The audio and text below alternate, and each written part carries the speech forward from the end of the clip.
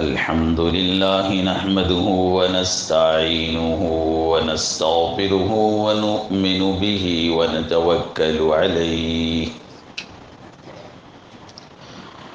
ونعوذ بالله من شرور أنفسنا ومن سيئات أعمالنا من يهده الله فلا مضل له ومن يضلله فلا هادي له ونشهد أن لا إله إلا الله وحده لا شريك له ونشهد أن سيدنا وسندنا وحبيبنا ونبينا مولانا محمدا عبده ورسوله أرسله بالحق بشيرا ونذيرا وداعيا إلى الله بإذنه وسراجا منيرا أما بعد فقد قال الله تبارك وتعالى في القرآن المجيد والفرقان الحميد أعوذ بالله من الشيطان الرجيم بسم الله الرحمن الرحيم وَإِذِ ابْتَلَى إِبْرَاهِيمَ رَبُّهُ بِكَلِمَاتٍ فَأَتَمَّهُنَّ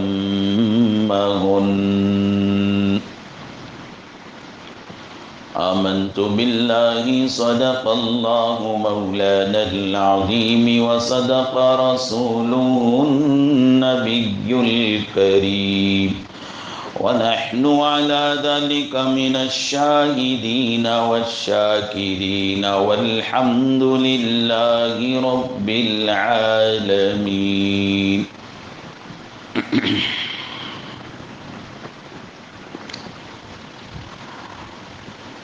قابل احترام بزرگوں و قابل قدر ملت کے نوجوان بھائیوں، عزیز دوستوں، انسانوں کی زندگی میں کبھی آزمائش کا دور چلتا ہے، کبھی آزمائش اس کی جان پر، کبھی مال پر، کبھی ایمان پر، کبھی کاروبار پر، کبھی عزت عہدے پر، مختلف مراحل میں مختلف چیزوں پر آزمائش آتی ہے، اور یہ ایسا وقت ہوتا ہے کہ ایک آزمائش ختم نہیں ہوتی، دوسری شروع ہو جاتی ہے، اور ایسے عالم میں عام طور پر آدمی مایوسی کا شکار ہو جاتا ہے، بے چین ہو جاتا ہے، گھبراہٹ میں مبتلا ہو جاتا ہے، حالانکہ ایک ایسا وقت ہوتا ہے کہ ان آزمائش اور امتحان اور ان مصیبتوں پر صبر کرتا ہے آدمی تو بہت بڑی کامیابی اس کے انتظار میں ہوتی ہے۔ جب آزمائش کا دور ختم ہوتا ہے، کامیابی ہاتھ میں لگتی ہے، تو اسے یہ سمجھ میں آتا ہے یقیناً گزرا ہوا میرا زمانہ آزمائش کا تھا، بہت سخت تھا، بہت پریشانی کا تھا، لیکن اس آزمائش میں صبر کی وجہ سے اللہ نے مجھے اتنا بڑا انعام دے گا، اتنی بڑی کامیابی دے گی، میرے خیال میں، میرے گمان میں نہیں تھا۔ آدمی یہ کہنے پر، یہ سوچنے پر مجبور ہو جاتا ہے۔ اس لیے زندگی میں آزمائش کا دور چلے، چاہے کاروبار کے لین سے ہو یا جان و مال کے لین سے ہو، یا شوہر کو بیوی کی طرف سے یا بیوی کو شوہر کی طرف سے آزمائش ہو، یا اولاد کو ماں باپ کی طرف سے یا ماں باپ کو اولاد کی طرف سے،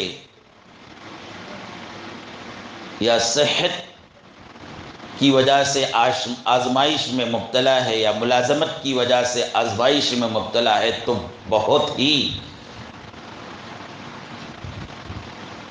یقین کے ساتھ اللہ کی ذات پر صبر کریں اور سیدنا حضرت ابراہیم علیہ السلام کی زندگی سے سیکھیں کہ آزمائش کے دور میں کیسے صبر کرنا ہے اور ان آزمائش کے مراحل کو پار کرتے ہوئے اللہ کے حکموں کو کیسے بجا لانا ہے، کیونکہ حقیقی کامیابی اسی کو ملتی ہے کہ وہ آزمائش کے دور میں صبر کرتے ہوئے اللہ کے حکموں کو بجا لائے، ورنہ تو آزمائش کا دور بہرحال کسی کو مختصر ہوتا ہے، کسی کو ذرا زیادہ ہوتا ہے، کسی کو جو ہے موت تک بھی چلتا ہے، بہرحال وہ وقت گزر جائے گا، لیکن وہ وقت جو گزرتا ہے اس وقت حقیقی امتحان یہ ہے اور حقیقی کامیابی یہ ہے کہ اس وقت اللہ کی نافرمانی نہ ہو، اللہ سے بیزارگی نہ ہو، ایمان میں کسی قسم کی کمزوری نہ آئے۔ وقت تو گزرے گا بہرحال، کوئی ایسا نہیں ہو سکتا کہ اس کی آزمائش کا وقت ٹھہر جائے، وقت آتا ہی ہے گزرنے ہی کے لیے، اور وقت کی شان ہی یہی ہے کہ وہ خوشیوں کا وقت ہو یا غموں کا وقت بہرحال گزرتا ہے۔ تو وہ آزمائش کے دور میں کس طرح اپنی زندگی اللہ کی مرضی کے مطابق بنانا ہے، یہ سیدنا حضرت ابراہیم علیہ السلام کے واقعے سے ہمیں سبق ملتا ہے، اور یہ انبیاء علیہ السلام اور اولیاء اللہ کے واقعات کو سنانے کا مقصد یہی ہوتا ہے کہ ہم ان کی زندگیوں سے سبق حاصل کریں۔ ایک وقت ابراہیم پر ایسا آیا، گھر میں باپ دشمن ہے، خاندان والے دشمن ہیں، گھر سے باہر نکلے تو محلے والے بستی والے دشمن ہیں، اور سب سے بڑی بات وقت کا بادشاہ دشمن ہے۔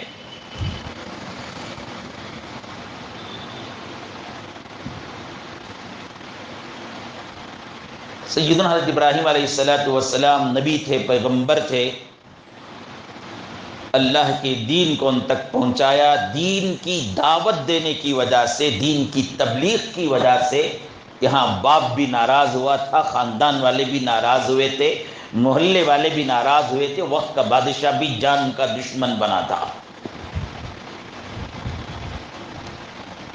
تو آپ نے سوچا کہ یہاں ہمارا کام نہیں چل رہا ہے تو بستی چھوڑ کر دوسری بستی، بلکہ ملک چھوڑ کر دوسرے ملک کی طرف جا رہے ہیں۔ آپ کوفے میں عراق میں رہا کرتے تھے، وہاں سے ملک شام کی طرف جائے۔ کہتے ہیں نا لوگ بہت دفعہ، ایک آزمائش ختم نہیں ہوتی حضرت، دوسری شروع ہو جاتی، ایک پریشانی ختم ہی نہیں ہوتی، دوسری شروع ہو جاتی۔ میرے عزیز و بزرگوں، یہ وقت کسی کی زندگی میں آتا ہے تو سنبھالنا مشکل ہوتا ہے، لیکن یہ ایک اسے دستک ہے اس کی زندگی کے لیے کہ تم یہاں صبر کرو، بڑی کامیابی تمہارا انتظار میں ہے۔ سیدنا ابراہیم علیہ السلام اپنے گھر کو، اپنی بستی کو، اپنے ملک کو چھوڑ کر نکل رہے ہیں۔ راستے میں معلوم ہوا کہ ایک بادشاہ ایسا ہے جو اپنے کارندوں کو صرف اس وجہ سے چھوڑا ہوا ہے کہ اس ملک سے گزرتی ہوئی کوئی عورت حسین و جمیل ہے تو ہمیں اطلاع دینا۔ حضرت ابراہیم اپنی بیوی سارہ کے ساتھ گزر رہے ہیں، اور سارہ حسین و جمیل نبی کی بیوی، نیک، معصوم، با اخلاق، با حیا عورت تھی۔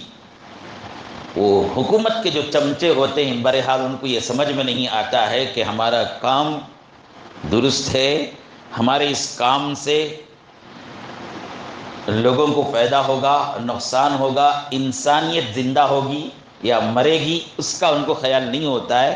ان کو تو اپنے آقا کو خوش کر کے، ان کی نزدیکی حاصل کر کے اپنے کام نکالنے ہوتے ہیں۔ انتہائی گھنونا کام کرتے ہوئے بادشاہ مصر کے پاس جا کر اطلاع دیتے ہیں کہ یہ عورت آئی ہے، اس کے ساتھ ایک آدمی ہے، عورت بڑی حسین اور جمیل ہے، بادشاہ کا حکم ہوتا ہے اسے پکڑ کر لاؤ۔ حضرت ابراہیم مدافعت کی جتنی قوت تھی وہ استعمال کیا۔ اب ظاہر ہے وقت کے بادشاہ اور اس کی فوج کے سامنے ایک آدمی تنہا مقابلہ نہیں کر سکتا ہے۔ اسباب جو تھے وہ اختیار کیے، پھر اللہ کی بارگاہ میں دعا کی، حضرت سارہ کو قید کر کے لے کر چلے گئے، کمروں کے اندر کمرے میں لے کر گئے۔ بادشاہ جب اپنی خواہش پوری کرنے کے لیے قدم بڑھاتا ہے تو اللہ کی مدد نازل ہوتی ہے۔ حضرت سارہ دعا کرتی ہیں، یا اللہ میں ایک با حیا عورت ہوں، میرے عزت کا دامن یہ داغ کرنا چاہتا ہے، آپ حفاظت فرمائیے۔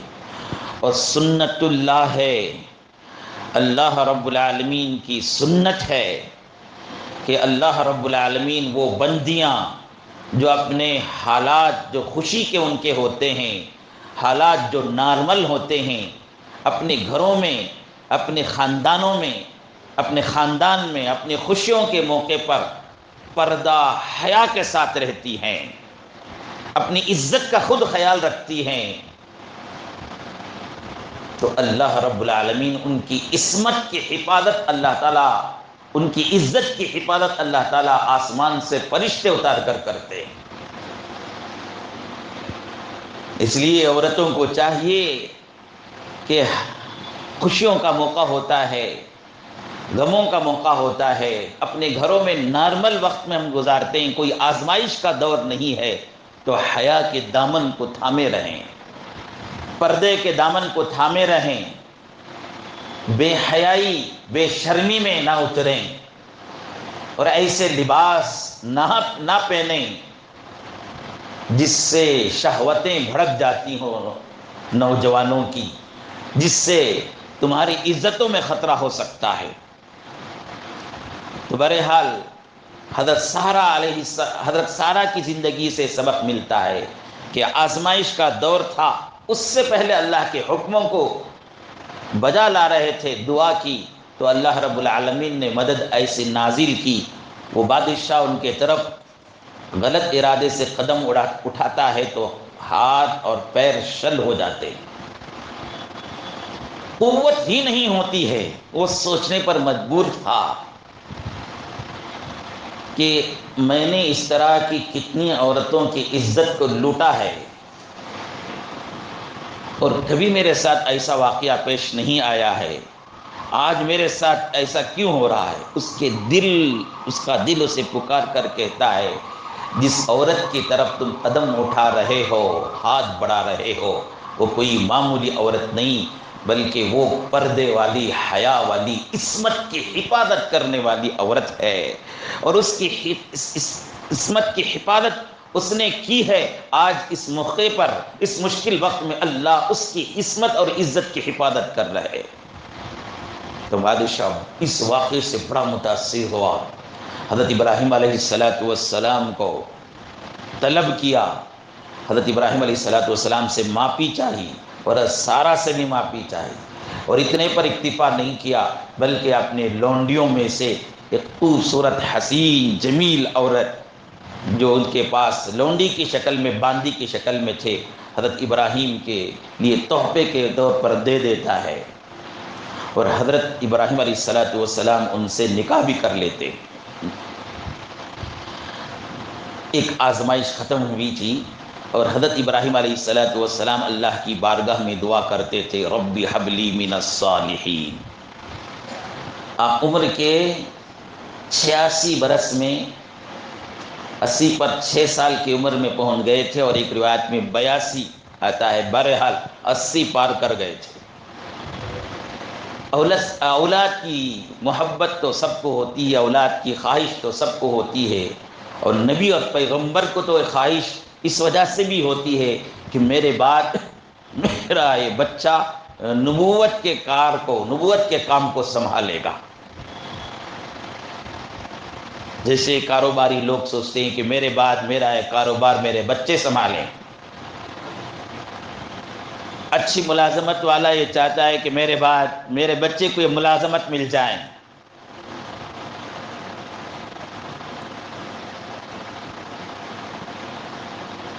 پراپرٹیوں والے چاہتے ہیں کہ میرے بعد میرے بچے ان پراپرٹیوں کی حفاظت کریں، تو اسی طرح انبیاء چاہتے ہیں کہ میرے بعد میرے بچے یہ نبوت کے کام میں لگ جائیں، وہ سنبھالیں۔ قرآن کہتا ہے انی جاعلک للناس اماما۔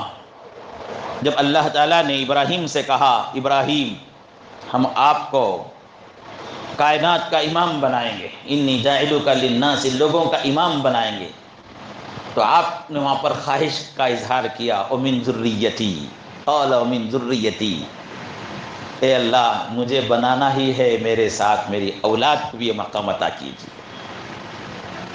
قرآن شریف گواہ ہے۔ تو بہرحال دعا مانگتے تھے، دعا بھی دیکھو کتنی پیاری دعا، بے اولاد لوگ جو اولاد کی دعا مانگتے ہیں ان کے لیے اس میں سلیقہ ہے۔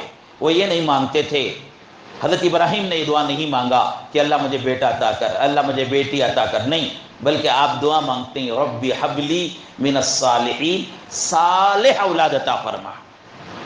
بیٹا ہو بیٹی ہو صالح نہیں ہیں، نیک نہیں ہیں، تو وہ آنکھوں کا چبن اور دل کا کھڑن بن جاتے ہیں، ان سے راحت نہیں مصیبت پہنچتی ہے۔ اس لیے جب بھی اولاد مانگو تو اللہ تعالیٰ سے صالح اولاد مانگو۔ رب ہب لی من الصالحین۔ بیٹا مانگنا ناجائز ہے، حرام ہے، ایسا نہیں کہہ رہا ہوں، آپ کی خواہش ہے تو بیٹا بھی مانگو، یا اللہ صالح اور بیٹا نصیب فرمائیے۔ بیٹی مانگتے ہیں تو مانگو اسے بھی، تو وہ بھی ایسا مانگو کہ یا اللہ صالحہ نصیب فرما، نیک اور بیٹی عطا فرما۔ تو حضرت ابراہیم لمبی دعا مانگتے تھے، اللہ تعالیٰ بہرحال مانگنے والوں کی دعا مانگنے والوں کی دعا کو رد نہیں کرتے ہیں۔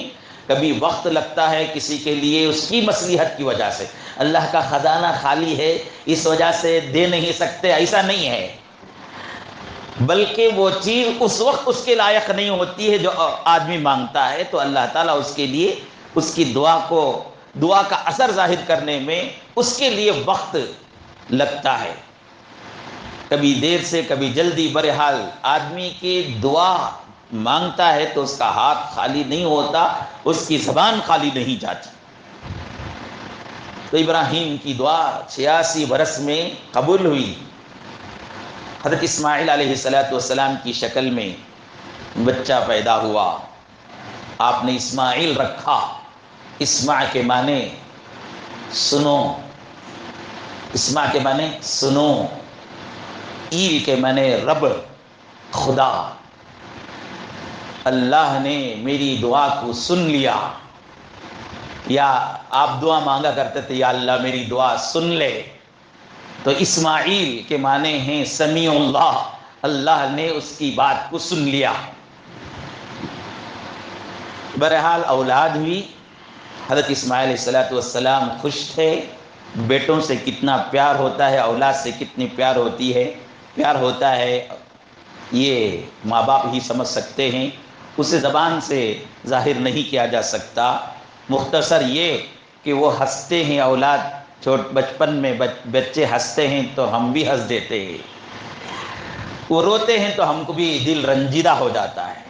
ساری زندگی ہم یہ سوچتے ہیں کہ یہ اولاد ہی کے لیے ہے، ان کی ترقی میں ہماری ترقی، ان کی خوشی میں ہماری خوشی، ان کے غم میں ہمارا غم، ہماری صحت اچھی ہے، ہمارا کاروبار اچھا ہے، ہمیں عزت ہے، عہدہ ہے، لیکن اللہ حفاظت فرمائے امت مسلمہ کے ہر باپ کے لیے کہ اسے یہ خبر ملے کہ اس کا بیٹا اوباش ہے تو یہ ساری خوشیاں اسے بیکار ہو جاتی ہیں۔ تو بہرحال اولاد سے بڑی محبت ہوتی ہے۔ اللہ رب العالمین کی طرف سے ابراہیم کے لیے آزمائش کا دور چل رہا تھا، اللہ کی طرف سے حکم ہوتا ہے، جبرائیل تشریف لائے اور کہتے ہیں ابراہیم اللہ کا حکم ہے کہ اپنے بچے اور اپنی بیوی کو لے کر یہاں سے نکلو، کسی دور جگہ پر چھوڑنا ہے۔ سواری میں سوار ہو کر جا رہے ہیں، اولاد اور بیوی بچوں کی محبت تو بہرحال انسان کے لیے ہوتی ہی ہے۔ حضرت ابراہیم بار بار کہیں ایسی جگہ جہاں ہری بھری جگہ ہے، جہاں پر انسان بسنے کے لائق جگہ ہے، وہ آتی تو پوچھتے ابراہیم جبرائیل کیا اللہ کا حکم ہوا ہے یہاں چھوڑنے کا؟ تو جبرائیل فرماتے کہ نہیں، آگے چلو آگے چلو آگے چلو۔ چلتے گئے یہاں تک کہ چٹیل میدان، نہ آدم کی ذات، نہ چرندے نہ پرندے، بیابان جنگل میں پہنچتے ہیں۔ وہاں پہنچتے ہی اللہ کا حکم جبرائیل سناتے ہیں، ابراہیم اللہ کا حکم ہوا ہے تمہاری بیوی اور تمہارے بچے کو یہاں چھوڑ دے۔ پوچھا نہیں پلٹ کر ابراہیم نے، کیا جبرائیل کہہ رہے ہیں تمہیں؟ کہاں چھوڑنے کا حکم دے رہے ہیں؟ یہاں کہاں نہ پانی ہے، نہ دانہ ہے، نہ انسان ہے، نہ انسان کی ذات ہے، کیسے میرے بچے گزاریں گے یہاں پر زندگی؟ میری بیوی کیسے رہے گی؟ نہیں، اللہ کا حکم ہوا تھا، سمجھ میں آیا تو بھی عمل کرنا ہے، نہیں سمجھ میں آیا تو بھی عمل کرنا ہے۔ سمجھ میں آیا تو ہی عمل کروں گا۔ اگر یہ کوئی کہتا ہے تو وہ اللہ کی بندگی نہیں، وہ عقل کی پوجا کرتا ہے، اور عقل کی پوجا کرنے والوں کو کافر اور مشرک کہا جاتا ہے۔ حضرت ابراہیم کے ہاتھ میں کھجور کی ایک تھیلی تھی، ایک مشکیزہ پانی تھا، حضرت ہاجرہ کے حوالے کر دیا اور نکل کر جانے لگے۔ پیچھے سے پکارنے لگی بیوی، ابراہیم کہاں جا رہے ہو؟ کچھ بھی جواب نہیں۔ دوسری مرتبہ سوال، کہاں جا رہے؟ کچھ بھی جواب نہیں۔ حضرت ہاجرہ اب سوال کا انداز بدلتی ہیں، پوچھتی ہیں کیا یہ اللہ کے حکم سے چھوڑ کر جا رہے ہو؟ اب ابراہیم جواب دیتے ہیں، ہاں۔ کیا صبر تھا، کیا تحمل تھا، کیا اللہ پر پختگی ایمان میں تھی۔ حضرت ہاجرہ کی زبان سے کوئی واولہ نہیں، کوئی بیزاری کا اظہار نہیں، بلکہ کہتے ہیں جاؤ، جب اللہ کے حکم سے آپ چھوڑ کر جاتے ہیں تو اللہ ہمیں ضائع نہیں کرے گا۔ یہ ایمان ہم کو چاہیے، کیونکہ اللہ تعالیٰ قرآن میں اعلان کر دیا ہے، قرآن پڑھنے والے سنو، ان اللہ لا یضیع اجر المحسنین۔ نیک کام کرنے والے جو اللہ کے لیے نیک کام کرتے ہیں، اللہ کبھی ان کو ضائع نہیں کرتا ہے۔ حضرت ہاجرہ کو یقین تھا ابراہیم بھی نیک کام کرنے والے، میں بھی نیک کام کرنے والی ہوں، اور اللہ کا جب حکم ہوا ہے یہاں بیابان جنگل میں چھوڑنے کا تو اللہ ہم کو جو ہے ضائع نہیں کرے گا۔ اور حضرت ابراہیم کے اور ایک عمل کو دیکھیے، یہاں تو چھوڑ دیا، جا رہے ہیں، جب احساس جاگا کہ ختم، اب تو بیوی بھی نظر نہیں آ رہی ہے، بچے بھی نظر نہیں آ رہے ہیں، بچہ بھی نظر نہیں آ رہا ہے، تو اب اللہ رب العالمین کی بارگاہ میں بڑے ہی تڑپ کے ساتھ، بڑی ہی عاجزی خشوع خضوع کے ساتھ دعا مانگتے ہیں، ربنا انی اسکنت من ذریتی بواد غیر ذی زرع عند بیتک المحرم ربنا لیقیموا الصلاة فاجعل افئدة من الناس تہوی الیہم وارزقهم من الثمرات لعلهم یشکرون۔ یہ ابراہیم کی دعا ہے۔ اسباب کے اعتبار سے ہاتھ میں کھجور کا تھیلا تھما دیا، مشکیزہ پانی تھما دیا، اور کتنے دن کام آئے گا وہ نہیں سوچا، بہرحال جو اسباب تھے وہ دے دیے۔ اسباب اختیار کرنے کے بعد یہاں دعا ہو رہی ہے، یا اللہ میں تیرے حکم سے میرے بیوی بچوں کو تیرے گھر، معزز گھر کے پاس جو اب اس وقت چٹیل میدان ہے وہاں چھوڑ دیا ہوں۔ کیوں چھوڑ دیا ہوں؟ ربنا لیقیموا الصلاۃ، تاکہ میری یہ اولاد، یہ میرے بچہ ہے، میری بیوی نماز یعنی بندگی کریں تھے۔ حضرت ابراہیم کے اس دعا میں یہ میسج ہے، اولاد کو جیسے ہی شعور آئے تو نماز سکھانا چاہیے اور نمازی بنانا چاہیے، کیونکہ جب انسان نمازی بن جاتا ہے تو اس کے اندر بہت سی خوبیاں آ جاتی ہیں۔ انسان جب نمازی بن جاتا ہے تو بہت سے گناہوں سے چھوٹ جاتے ہیں، اور یہ قرآن شریف کہتا ہے ان الصلاۃ تنہی عن الفحشاء والمنکر، نماز کے اندر یہ طاقت ہے، یہ صلاحیت ہے کہ وہ انسان کو فحش کاموں سے، منکر کاموں سے روکتی ہے۔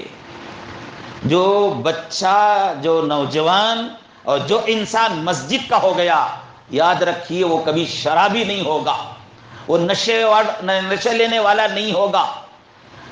جس کا تعلق مسجد سے ہو گیا، نماز سے ہو گیا، وہ کبھی جو ہے کفر اور شرک کے کاموں میں مبتلا نہیں ہوگا۔ اس لیے سب سے پہلے جیسے ہی شعور آئے بچوں کو نماز کا حکم دے اور نمازی بنائیں۔ نبی صلی اللہ علیہ وسلم نے فرمایا مروا اولادکم ابناء 7 سنین، اولاد جب 7 سال کی عمر میں ہو جائیں تو انہیں نماز کا حکم دو۔ آپ چھوٹے چھوٹے بچوں کو، 3 سال 4 سال کے بچوں کو مسجد میں لاتے ہیں، آپ کا یہ شوق ہے، حالانکہ یہ عمر نہیں ہے بچوں کو لانے کی عمر کون سی ہے معلوم ہے؟ جب بچے 10 سال کے ہو جائیں، 12 سال کا ہو جائیں، 15 سال کا ہو جائیں، 20 سال کا ہو جائیں تو اس کا ہاتھ پکڑ کر مسجد میں لاؤ، ان سے کہو کہ مسجد کو جانا ہے، جلدی تیار ہو جاؤ۔ یہ عمر کے بچے 12 سال، 13 سال، 14 سال کے بچے، ان کو نگرانی کی ضرورت ہے، رہبری کی ضرورت ہے، ان کو جو ہے پکڑ کر مسجد میں لانے کی عادت بناؤ، عادت بناؤ، تو انشاءاللہ بچہ نمازی ہو گیا، مسجد کا ہو گیا تو بہت سے گناہوں سے خود بخود دور ہو جائے گا۔ اور دعا بھی کرنا ہے بچوں کے لیے، حضرت ابراہیم کی دعا کر رہے ہیں۔ لوگ شکوے تو کرتے ہیں، شکایت تو کرتے ہیں بوڑھے ہو جانے کے بعد، یا بچے ہاتھ سے کنٹرول سے نکل جانے کے بعد، بچے ایسے ہو گئے، ویسے ہو گئے۔ ذرا آپ سوچئے ان کی تربیت کے لیے آپ نے کیا کیا، اور کتنی مرتبہ راتوں میں اٹھ کر اللہ کے سامنے آنسو بہا کر اپنی اولاد کے صالح ہونے کے لیے دعا کی ہو۔ بہرحال حضرت ابراہیم نے دعا کی کہ نماز ان کی زندگی میں آ جائیں، نماز آ گئی تو اللہ کی ہر بندگی اس کی زندگی میں آ جائے گی۔ اور یہاں عبادت کی دعا، اور ساتھ میں کہتے ہیں فَجْعَلْ أَفْئِدَةً مِّنَ النَّاسِ تَهْوِي إِلَيْهِمْ، یا اللہ یہ چٹیل میدان ہے، چٹیل میدان ہے، هَذَا الْبَلَدَ آمِنًا، اب ایک جگہ دعا ہے هَذَا بَلَدٌ آمِنًا، امن والا شہر بنا دیجئے اسے، لوگوں کے دلوں کو اس کی طرف مائل کر دیجئے، وَارْزُقْهُم مِّنَ الثَّمَرَاتِ، پھلوں سے ان کے رزق کا انتظام فرما دیجیے۔ حضرت ابراہیم کے آزمائش کے دور میں آپ نے جو دعا کی ہے، بزرگ عدیدوں روایتوں میں آتا ہے مصیبتوں کے وقت میں، آزمائش کے وقت میں، امتحانات کے دور میں آدمی دعا کرتا ہے تو اس کی دعا 100% قبول کی جاتی ہے۔ البتہ اثر کبھی ذرا دیر سے ظاہر ہو، یہ ہو سکتا ہے، اثر بہرحال دیر سے ظاہر ہو یہ ہو سکتا ہے، لیکن 100% اس کی دعا قبول کی جاتی ہے۔ اللہ رحیم ہے، دیکھتے ہیں پریشانی میں مبتلا ہے، تکلیف میں مبتلا ہے، اس وقت میں میرے طرف سے اس پر کوئی بڑی مہربانی نہیں ہو رہی ہے، اس کے باوجود میرے سامنے ہاتھ پھیلایا ہوا ہے، اس کے باوجود اس کا ایمان ہے کہ میں اسے دینے والا ہوں، تو پھر اللہ تعالیٰ کی رحمتیں اس پر نازل ہونے لگتی ہے۔ تو حضرت ابراہیم کی دعا سے سبق حاصل کرو۔ 87 عمر کا آدمی اپنی بیوی اور اپنے بچے کو چٹیل میدان میں چھوڑ آیا ہے، کھانے کا بھی کوئی صدیوں کا انتظام نہیں کیا، جتنا تھا اتنا دے کر آ گئے، دعا کر رہے ہیں، ایک ایک دعا قبول ہوئی۔ پہلی دعا کیا تھی؟ ربنا لیقیموا الصلاۃ، میرا بچہ کے اندر تیری بندگی آ جائے، میرے بچہ نمازی ہو جائے، دعا کی تھی تو کیا ہوئے؟ حضرت اسماعیل علیہ السلام نبی اور پیغمبر ہوئے، ایسے نبی اور پیغمبر ہوئے جن کی نسل سے محمد رسول اللہ پیدا ہوئے، دعا قبول ہوئی۔ دوسری دعا آپ نے کیا کی تھی؟ فَجْعَلْ أَفْئِدَةً مِّنَ النَّاسِ تَهْوِي إِلَيْهِمْ، یا اللہ لوگوں کے دلوں کو مکے کے طرف مائل فرما۔ قبول ہوئی کہ نہیں ہوئی یہ دعا؟ ہر انسان چاہتا ہے، ہر مسلمان چاہتا ہے یہ ایک مرتبہ مرنے سے پہلے مکہ جا کر آ جائے۔ دنیا کے سارے کونوں کونوں سے لوگ مکۃ المکرمہ پہنچتے ہیں۔ یہ دعا تھی حضرت ابراہیم کی آزمائش کے وقت میں کہ مکے کو بلدن آمینہ بنا، لوگوں کے رجوع کرنے کا مرکز بنا، اللہ نے قبول کر لیا۔ وَارْزُقْهُم مِّنَ الثَّمَرَاتِ، آپ نے دعا مانگی تھی یا اللہ پھلوں کے ذریعہ رزق عطا فرما۔ مکے کو جانے والے، حج کو جانے والے، عمرے کو جانے والے اپنے آنکھوں سے یہ منظر دیکھا ہوگا کہ ایسے پھل دنیا کے کسی اور کونے میں، کسی اور بازار میں نہیں ملتے، جیسے پھل مکے کے بازار میں اللہ تعالیٰ کھینچ کھینچ کر دنیا کے سارے بازاروں سے لا کر رکھے۔ دعا کی حضرت ابراہیم، پھر اللہ کے حکم کے مطابق چل دیا جہاں جانا تھا۔ اور ادھر بولتے نا لوگ، شوہر بھی آزمائش میں مبتلا، بچے بھی آزمائش میں مبتلا، مصیبتوں میں مبتلا، بیوی بھی آزمائش میں مبتلا، وہ دور چل رہا تھا حضرت ابراہیم کا۔ ادھر حاجرہ کا حال یہ تھا کہ وہ جو مشکیزہ پانی تھا وہ پیتی، کھجور کھاتی تھی، وقت گزر گیا، وہ بھی ختم ہو گیا۔ اب ایک ایسا وقت آیا کہ ان کے پاس کھانے کا سامان نہیں، سینہ سوکھ رہا ہے، سینہ سوکھنے کی وجہ سے دودھ خالی ہو گیا، بچہ بلبلاتا ہے، تڑپ رہا ہے بھوک سے، دیکھنے کے لیے آنکھیں نہیں تھی، اس لیے حضرت حاجرہ دور جا کر بیٹھتی ہیں بچے کو چھوڑ کر۔ اور وہ دور مقام کون سا تھا؟ وہ صفا کا مقام تھا۔ کبھی بے چین ہوتی بچے کو کہیں کوئی درندہ نہ کھا لیں، بھاگ کر آتی، بچے کو دیکھتی تو بچہ سلامت ہے، لیکن اس کے بلبلانے کو دیکھ نہیں سکتی، پھر اس مقام کو چھوڑ کر کسی اور جگہ پر جاتی۔ وہ مقام تھا صفا۔ کچھ کھانے کے لیے مل جائیں، کچھ پینے کے مل جائیں، کوئی معاون پیدا ہو جائیں، کبھی صفا سے مروہ، مروہ سے صفا، صفا سے مروہ، مروہ سے صفا چکر لگا رہی تھی۔ 7ویں چکر میں آواز کسی غیب کی آتی ہے تو تھوڑا سی امید کی کرن پیدا ہوئی، دیکھتے کچھ بھی نظر نہیں آ رہا ہے، تو انہوں نے کہا کہ کوئی مدد کرنے والا ہے تو سامنے ظاہر ہو جائیں۔ اتفاق سے دیکھتے ہیں حاجرہ کا بچہ اسماعیل جہاں بلبلا رہا تھا وہاں ایڑیاں رگڑ رہا ہے، تو وہاں پانی کا چشمہ اس ریگستان میں اللہ تعالیٰ جاری فرماتے ہیں۔ آزمائش کا دور ختم ہوا، خود بھی پانی پیتی ہیں۔ یہ زمزم اسی ہی کو کہتے ہیں۔ زمزم کہنے کی وجہ بھی یہ ہے کہ پانی ابل ابل کر آ رہا تھا، تو حضرت حاجرہ بے ساختگی میں کہا ان کی اپنی زبان میں، زمزم زمزم، یعنی رک جا رک جا، بڑبڑاتی نا لوگ کام کرتے ہوئے، اس طرح وہ باڑ بناتی ہوئی کنویں کا کہنے لگی زمزم، رک جا رک جا، تو اس پانی کا نام ہی زمزم ہو گیا۔ اور یہ پانی جنت کی نہر سے جاری ہوتا ہے، اور جس دن جاری ہوا اس وقت سے آج تک جاری ہے، آج تک سوکھا نہیں۔ اور اندازہ لگانے والوں نے اندازہ لگا کر کہا ہے ہزاروں لاکھوں لوگ اس سے پانی پیتے ہیں اور کروڑوں لوگوں کو پانی پہنچاتے ہیں حاجی عمرہ کرنے والے، آج تک اس میں 1 انچ کے برابر بھی کمی نہیں آئی ہے۔ اور زمزم کے پانی کی بڑی فضیلت ہے، کبھی اس کے سلسلے میں آپ کے سامنے بیان کروں۔ مختصر یہ ہے کہ آدمی اسے ایک دعا ہے وہ پڑھ کر پیتا ہے، اللہم انا نسألک علما نافعا وعملا متقبلا ورزقا حلالا طیبا واسعا وشفاء من کل داء۔ یہ زمزم کے پانی پینے کی دعا ہے۔ جس مقصد کے لیے پیتا ہے اللہ تعالیٰ وہ مقصد اسے میں عطا کرتے ہیں۔ شفا کے لیے پیتا ہے تو شفا، غذا کے لیے کہ غذا کی نیت سے کھاتا ہے تو اللہ اس کا پیٹ بھی بھرتے ہیں۔ تو بہرحال حاجرہ کا یہاں امتحان ختم ہوا، دوسرا امتحان پھر وہاں ابراہیم کو شروع ہو گیا۔ حضرت ابراہیم خواب دیکھ رہے ہیں کہ وہ بچہ جسے وہ بچہ جسے اللہ تعالیٰ نے 87 برس 86 برس کے بعد عطا کی تھی، اس کو اپنے خواب میں ذبح کر رہی. یہی ایام تھے وہ. خواب دیکھنا، یہی ایام جس ایام میں میرا اور آپ کا گزر ہو رہا ہے.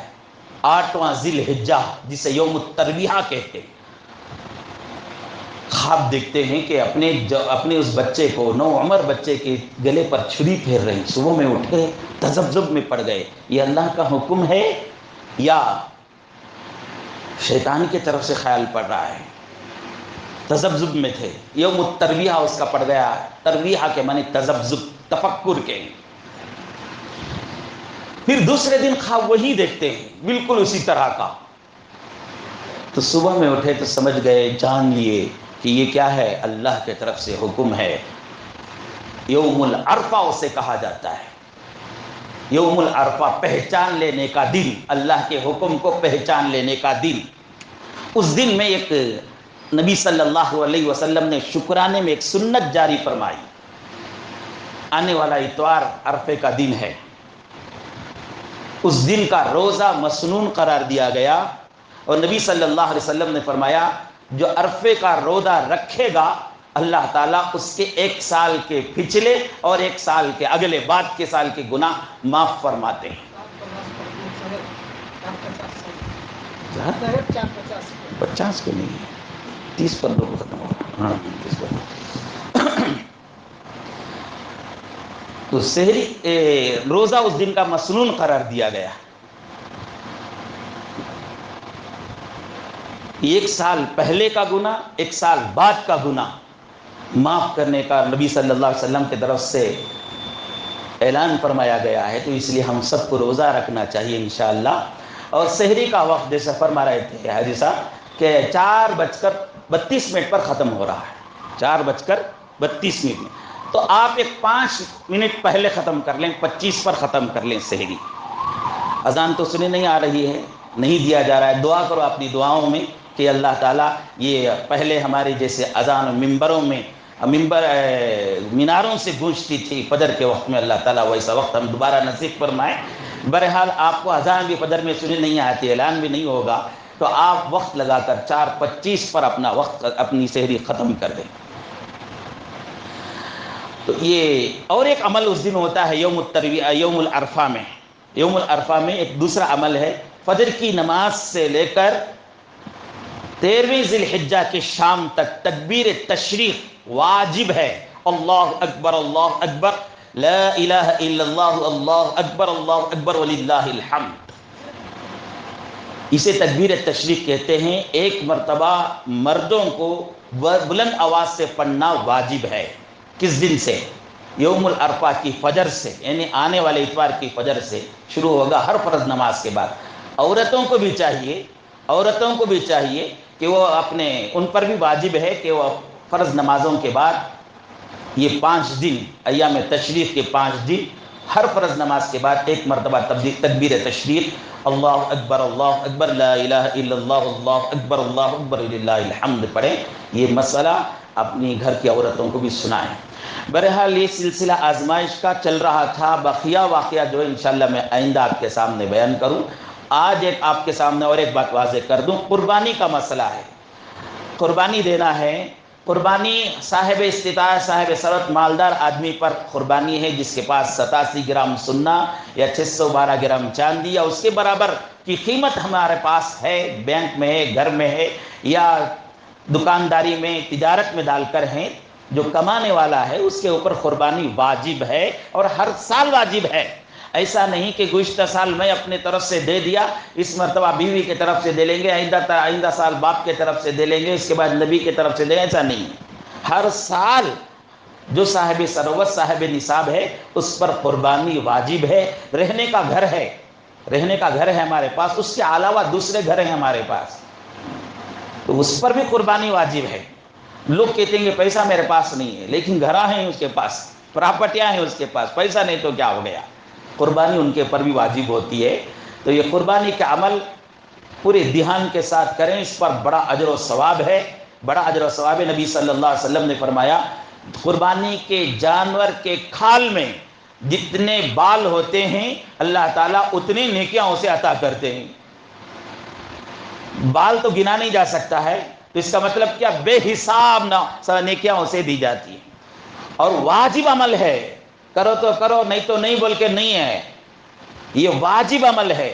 واجب عمل کو چھوڑنے والے کے لیے نبی صلی اللہ علیہ وسلم نے فرمایا من وجد ساعۃ ان یضحی فلم یضحی فلا یقربن مصلانا، جس کے اوپر قربانی واجب ہے، قربانی دینے کی طاقت رکھتا ہے، اس کے باوجود نہیں دیتا ہے، کسی وجہ سے، غفلت سے، لاپرواہی سے، کسی وجہ سے نہیں دیتا ہے، تو نبی صلی اللہ علیہ وسلم نے فرمایا اس مسلمان کو اس دن عید منانے کی اجازت ہی نہیں ہے، عید منانے کا حق ہی نہیں ہے، وہ ہمارے عیدگاہ میں آئے ہی نہیں۔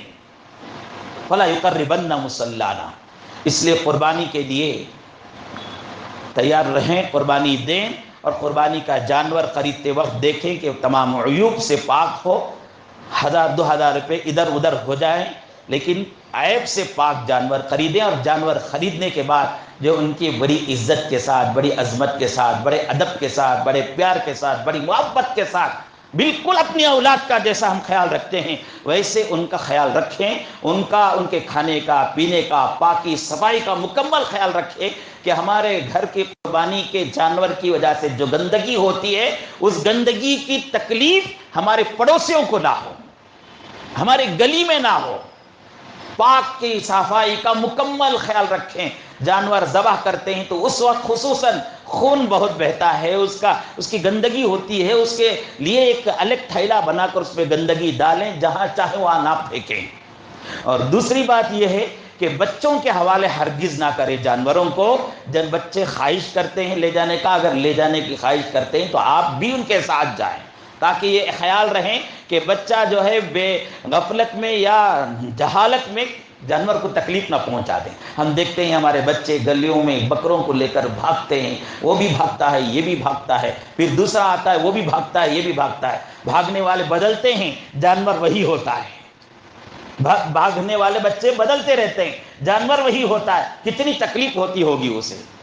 زبان نہیں ہے، اگر زبان ہوتی تو وہ سختی سے کلام کر دیتا تمہاری اولاد کے ساتھ، ہو سکتا ہے بدعا کر دیں۔ اس لیے جانوروں کی جو ہے تکلیف پہنچانے والا عمل کسی بھی قسم کا نہ کریں۔ قربانی کے مسائل بہت ہیں، علماء کرام سے رجوع کریں، معلوم کریں، اس کے بعد قربانی کے سلسلے میں جو قاعدے قوانین ہیں اس کے موافق قربانی دیں۔ دعا فرمائیے اللہ تعالی ہم سب کو عمل کی توفیق نصیب فرمائیں۔ سبحان اللہ بحمدہ، سبحانک اللہم بحمدک، اشہد ان لا الہ الا انت، استغفرک واتوب الیک۔ سبحان ربک رب العزۃ عما یصفون وسلام علی المرسلین والحمد للہ رب العالمین۔